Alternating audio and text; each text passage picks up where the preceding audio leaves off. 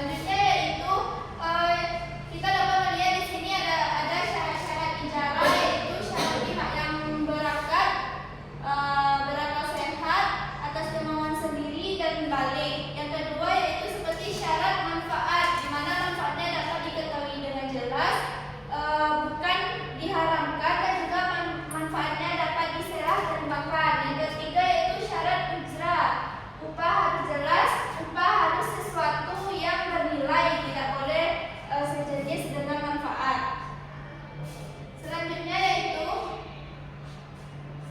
macam-macam ijarah, di mana di sini ijarah sewa benda barang. Akad ini seperti berupa rumah, kendaraan, tanah atau alat. Yang kedua yaitu ijarah amal, di mana ini seperti tenaga, keahlian seseorang.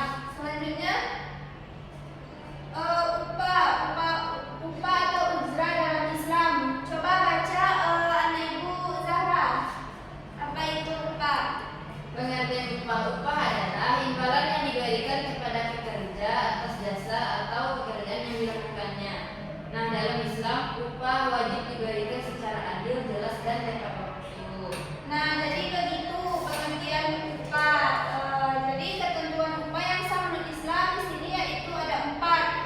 Upah ini harus jelas jumlahnya sebelum pekerjaan itu dimulai. Yang kedua yaitu upah ini tidak boleh lebih rendah dari standar layak. Misalkan orang itu udah capek-capek bekerja, terus kita kasih upah yang kecil gitu dan tidak sebanding dengan pekerjaannya. Yang ketiga yaitu upah ini harus dibayarkan tepat waktu. Yang keempat yaitu upah harus halal, tidak mengandung riba atau di dalamnya terkandung kezaliman. Selanjutnya yaitu jenis upah berdasarkan waktu. Misalkan orang itu bekerja dihitung per jam, terus upah berdasarkan hasil dihitung berdasarkan output pekerjaan. Selanjutnya hal-hal yang membatalkan ijrah. Coba baca Ayu. Hal-hal yang membatalkan ijrah. Yang pertama, objek rusak atau hilang. Barang yang disewakan rusak atau hilang sehingga tidak dapat dimanfaatkan lagi. Yang kedua, salah satu pihak meninggal. Menurut Hanafi, ijarah batal jika salah satu pihak meninggal dunia. Yang kedua, habis masa akad. Waktu yang disepakati dalam akad telah berakhir dan tidak diperpanjang. Yang keempat, tidak ada manfaat. Ternyata objek yang disewakan tidak memberikan manfaat yang disepakati. Yang kelima, iqarah atau pembatalan bersama. Kedua pihak sepakat untuk membatalkan akad yang telah dibuat. Yang keenam, cacat tersembunyi. Ditemukan cacat pada objek sewa yang tidak diketahui sebelum akad. Jadi begitu hal-hal yang membatalkan ijrah. Jadi selanjutnya yaitu hikmah ijrah ini yaitu pertama kita bisa tolong menolong, di mana antar sesama manusia ini kan harus saling tolong menolong. Yang kedua, keadilan ekonomi, memberikan hak yang adil kepada pihak yang menyewakan maupun pihak penyewa. Yang ketiga yaitu pemanfaatan aset, benda yang tidak digunakan dapat dimanfaatkan oleh orang lain secara halal. Yang keempat yaitu perlindungan pekerja, di mana Islam di sini melindungi hak-hak pekerja melalui aturan upah yang adil dan tepat waktu. Yang kelima yaitu mengurangi pengangguran. Ijrah amal ini membuka lapangan kerja gitu dan mengurangi angka pengangguran di masyarakat. Yang keenam, menghindari kezaliman, menghindarkan praktek eksploitasi tenaga kerja dan monopoli dan merugikan masyarakat. Nah, baiklah, sekian penjelasan dari materi kita